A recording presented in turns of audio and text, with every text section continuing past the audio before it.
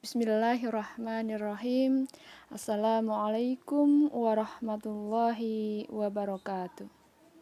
Innal hamdalillah nahmaduhu wa nasta'inuhu wa nastaghfiruhu wa na'udzu billahi min syururi anfusina wa min sayyiati a'malina may yahdihillahu fala mudhillalah wa may yudlil fala hadiyalah. Asyhadu an la ilaha illallah wa asyhadu anna Muhammadan abduhu wa rasuluh la nabiyya ba'dah. Dengan menyebut asma Allah yang Maha Pengasih lagi Maha Penyayang. Segala puji bagi Allah, Tuhan semesta alam. Hanya kepadanya kami menyembah dan hanya kepadanya kami memohon pertolongan.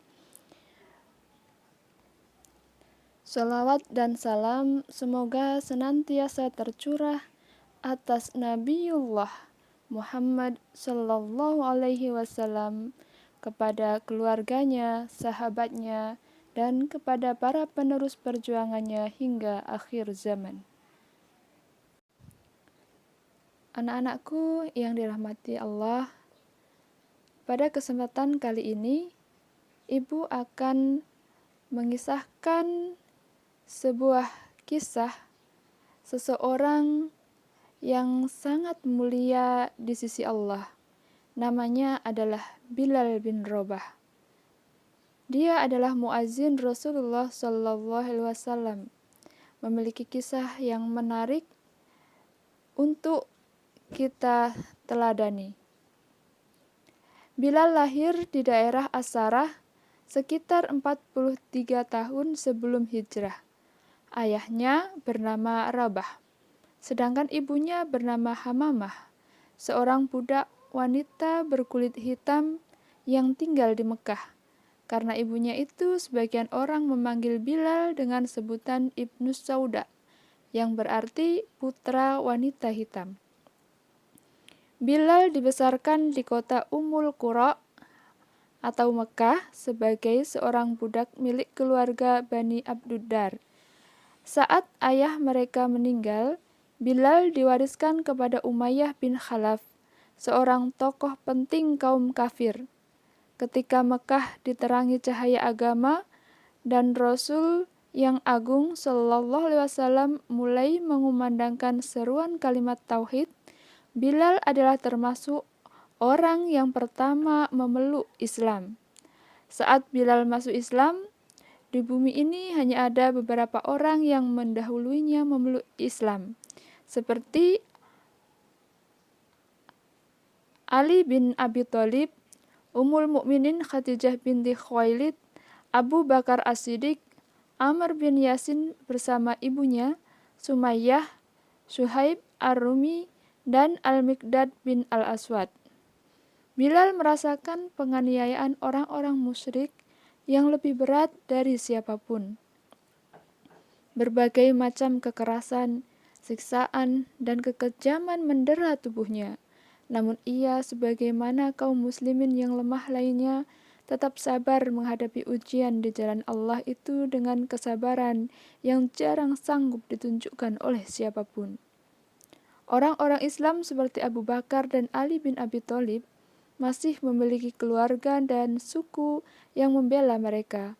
Akan tetapi, orang-orang yang tertindas atau mustad'afun dari kalangan hamba sahaya dan budak tidak memiliki siapapun, sehingga orang-orang Quraisy menyiksanya tanpa belas kasihan.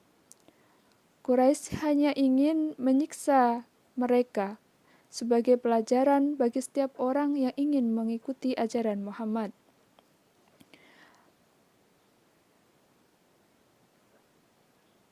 Kaum yang tertindas itu disiksa oleh orang-orang kafir Quraisy yang berhati kejam dan tak mengenal kasih sayang, seperti Abu Jahal yang telah menodai dirinya dengan membunuh Sumayyah. Ia sempat menghina dan mencaci maki, kemudian menghujamkan tombaknya pada perut Sumayyah hingga menembus punggung, dan gugurlah Sumayyah sebagai syuhada pertama dalam sejarah Islam. Sementara itu, saudara-saudara seperjuangan Sumayyah, terutama Bilal bin Rabah, terus disiksa oleh Quraisy tanpa henti. Biasanya apabila matahari tepat di atas ubun-ubun dan padang pasir Mekah berubah menjadi perapian yang begitu menyengat, orang-orang Quraisy itu mulai membuka pakaian orang-orang Islam yang tertindas itu, lalu memakaikan baju besi pada mereka dan membiarkan mereka terbakar oleh sengatan matahari yang terasa semakin terik. Tidak cukup sampai di sana. Orang-orang Quraisy itu mencabut tubuh mereka sambil memaksa mereka untuk mencaci maki Muhammad. Orang-orang Quraisy yang paling banyak menyiksa Bilal adalah Umayyah bin Khalaf bersama para algojonya. Mereka menghantam punggung telanjang Bilal dengan cambuk. Namun Bilal hanya berkata, "Ahad, Ahad, Allah Maha Esa." Mereka menindih dada telanjang Bilal dengan batu besar yang panas. Bilal pun hanya berkata, "Ahad, Ahad." Mereka semakin meningkatkan penyiksaannya. Namun Bilal tetap mengatakan, "Ahad, Ahad." Mereka memaksa Bilal agar memuja Lata dan Uzza. Tapi Bilal justru memuji nama Allah dan Rasul-Nya. Mereka terus memaksanya. "Ikutilah yang kami katakan," kata mereka. Bilal menjawab, "Lidahku tidak bisa mengatakannya." Jawaban ini membuat siksaan mereka semakin hebat dan keras.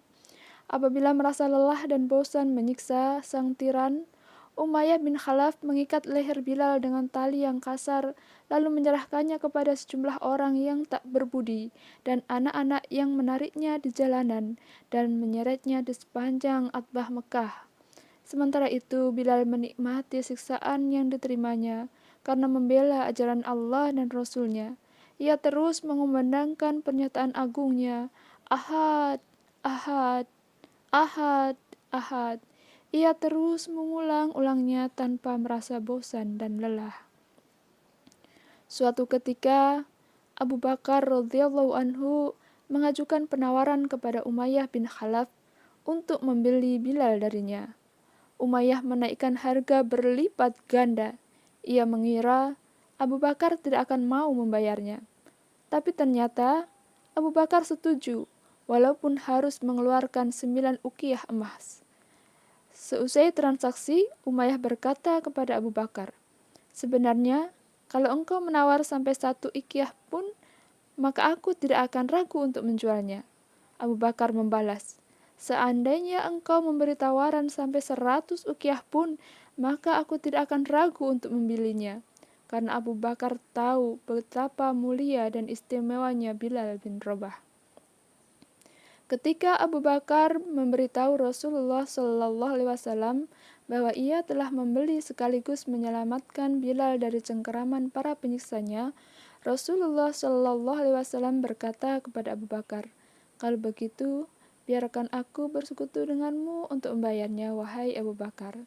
Abu Bakar As-Siddiq radhiyallahu anhu menjawab, "Aku telah memerdekakannya, wahai Rasulullah."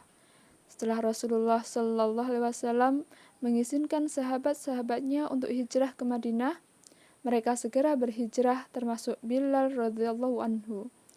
Setibanya di Madinah, Bilal tinggal satu rumah dengan Abu Bakar dan Amir bin Fihr. Malangnya, mereka terkena penyakit demam. Apabila demamnya agak reda, Bilal melantunkan gurindam kerinduan dengan suaranya yang jernih. "Duhai malangnya aku, akankah suatu malam nanti aku bermalam di Fakh, dikelilingi pohon izkhir dan jalil? Akankah suatu hari nanti aku minum air mijannah? Akankah aku melihat lagi pegunungan Syamah dan Tafil?" Tidak perlu heran mengapa Bilal begitu mendambakan Mekah dan perkampungannya, kerinduan lembah dan pegunungannya. Karena di sanalah ia merasakan nikmatnya iman. Di sanalah ia menikmati segala bentuk siksaan untuk mendapatkan keridhaan Allah. Di sanalah ia berhasil melawan nafsu dan godaan setan. Bilal tinggal di Madinah dengan tenang dan jauh dari jangkauan orang-orang Quraisy yang kerap menyiksanya. Kini, ia mencurahkan segenap perhatiannya untuk menyertai Nabi sekaligus kekasihnya Muhammad Shallallahu Alaihi Wasallam. Bilal selalu mengikuti Rasulullah Shallallahu Alaihi Wasallam kemanapun beliau pergi, selalu bersamanya saat sholat maupun ketika pergi untuk berjihad. Kebersamaannya dengan Rasulullah Shallallahu Alaihi Wasallam ibarat bayangan yang tidak pernah lepas dari pemiliknya. Ketika Rasulullah Shallallahu Alaihi Wasallam selesai membangun Masjid Nabawi di Madinah dan menetapkan azan, maka Bilal ditunjuk sebagai orang pertama yang mengumandangkan azan atau muazin dalam sejarah Islam. Biasanya, setelah mengumandangkan azan, Bilal berdiri di depan pintu rumah Rasulullah Shallallahu Alaihi Wasallam seraya berseru, "Hayya 'alas sholat, hayya 'alal falah." Mari melaksanakan sholat, mari meraih keuntungan. Lalu ketika Rasulullah Shallallahu Alaihi Wasallam keluar dari rumah dan Bilal melihat beliau, Bilal segera melantunkan iqamat. Suatu ketika, Najasyi, Raja Habasyah, menghadiahkan 3 tombak pendek yang termasuk barang paling istimewa miliknya kepada Rasulullah Shallallahu Alaihi Wasallam. Rasulullah Shallallahu Alaihi Wasallam mengambil 1 tombak, sementara sisanya diberikan kepada Ali bin Abi Thalib dan Umar ibnul Khattab. Tapi tidak lama kemudian, beliau memberikan tombak itu kepada Bilal. Sejak saat itu, selama Nabi hidup, Bilal selalu membawa tombak pendek itu kemana-mana. Ia membawanya dalam kesempatan 2 sholat Id, Idul Fitri dan Idul Adha, dan sholat istisqa, dan menancapkannya di hadapan beliau saat melakukan sholat di luar masjid. Bilal menyertai Nabi Shallallahu Alaihi Wasallam dalam perang Badar. Ia menyaksikan dengan mata kepalanya sendiri bagaimana Allah memenuhi janjinya dan menolong tentaranya. Ia juga melihat langsung tewasnya para pembesar Quraisy yang pernah menyiksanya dengan hebat. Ketika Rasulullah Shallallahu Alaihi Wasallam menaklukkan kota Mekah, beliau berjalan di depan pasukan hijaunya bersama sang pengumandang panggilan langit, Bilal bin Rabah.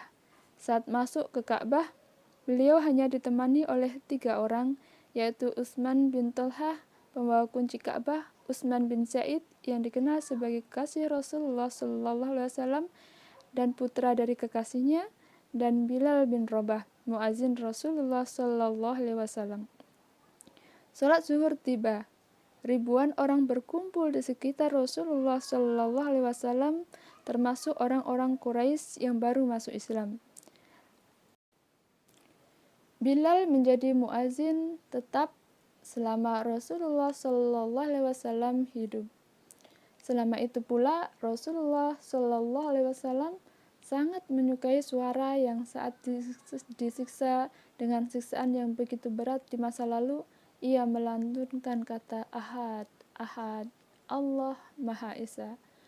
Sesaat setelah Rasulullah Shallallahu Alaihi Wasallam menghembuskan nafas terakhirnya, waktu sholat tiba, Bilal berdiri untuk mengumandangkan azan, sementara jasad Rasulullah Shallallahu Alaihi Wasallam masih terbungkus kain kafan dan belum dikebumikan. Saat Bilal sampai pada kalimat Asyhadu anna Muhammadar Rasulullah, tiba-tiba suaranya terhenti. Ia tidak sanggup mengangkat suaranya lagi. Kaum muslimin yang hadir di sana tak kuasa menahan tangis.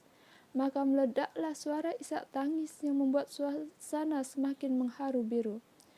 Sejak kepergian Rasulullah Shallallahu Alaihi Wasallam, Bilal hanya sanggup mengumandangkan azan selama 3 hari. Setiap sampai pada kalimat Asyhadu anna Muhammadar Rasulullah, ia langsung menangis terseduh-seduh. Begitu pula kaum muslimin yang mendengarkannya larut dalam tangisan pilu. Karena itu, Bilal memohon kepada Abu Bakar yang menggantikan posisi Rasulullah Shallallahu Alaihi Wasallam sebagai pemimpin agar diperkenankan tidak mengumandangkan azan lagi karena tidak sanggup melakukannya. Selain itu, Bilal juga meminta izin kepadanya untuk keluar dari kota Madinah dengan alasan berjihad di jalan Allah dan ikut berperang ke wilayah Syam. Awalnya, Asy-Syiddiq merasa ragu untuk mengabulkan permohonan Bilal sekaligus mengizinkannya keluar dari kota Madinah. Namun Bilal mendesaknya seraya berkata, "Jika dulu engkau membeliku untuk kepentingan dirimu sendiri, maka engkau berhak menahanku. Tapi jika engkau telah memerdekakanku karena Allah, maka biarkanlah aku bebas menuju kepadanya." Abu Bakar menjawab, "Demi Allah, aku benar-benar membelimu untuk Allah dan aku memerdekakanmu juga karena Allah." Bilal menyahut, "Kalau begitu, aku tidak akan pernah mengumandangkan azan untuk siapapun setelah Rasulullah Shallallahu Alaihi Wasallam wafat." Abu Bakar menjawab, "Baiklah, aku mengabulkannya." Bilal pergi meninggalkan Madinah bersama pasukan pertama yang dikirim oleh Abu Bakar. Ia tinggal di daerah Daraya yang terletak tidak jauh dari kota Damaskus. Bilal benar-benar tidak mau mengumandangkan azan hingga kedatangan Umar bin Khattab ke wilayah Syam, yang kembali bertemu dengan Bilal radhiyallahu anhu setelah terpisah cukup lama. Umar sangat merindukan pertemuan dengan Bilal dan menaruh rasa hormat begitu besar kepadanya, sehingga jika ada yang menyebut-nyebut nama Abu Bakar As-Siddiq di depannya, maka Umar segera menimpali yang artinya, "Abu Bakar adalah Tuan kita dan telah memerdekakan Tuan kita," maksudnya Bilal. Dalam kesempatan pertemuan tersebut, sejumlah sahabat mendesak Bilal agar mau mengumandangkan azan di hadapan Al-Faruq Umar bin Khattab. Ketika suara Bilal yang nyaring itu kembali terdengar mengumandangkan azan, Umar tidak sanggup menahan tangisnya. Maka ia pun menangis tersedu-sedu, yang kemudian diikuti oleh seluruh sahabatnya yang hadir hingga janggut mereka basah dengan air mata. Suara Bilal membangkitkan segenap kerinduan mereka kepada masa-masa kehidupan yang dilewati di Madinah bersama Rasulullah Shallallahu Alaihi Wasallam. Bilal, pengumandang seruan langit itu, tetap tinggal di Damaskus hingga wafat. Demikianlah anak-anakku, sedikit kisah yang dapat Ibu sampaikan tentang Bilal bin Rabah.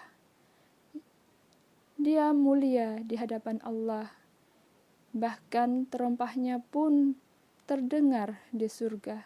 Itulah balasan bagi orang yang kuat iman dan tauhidnya, yang hanya hidup untuk mencintai Allah dan Rasul-Nya. Semoga bisa diambil manfaatnya.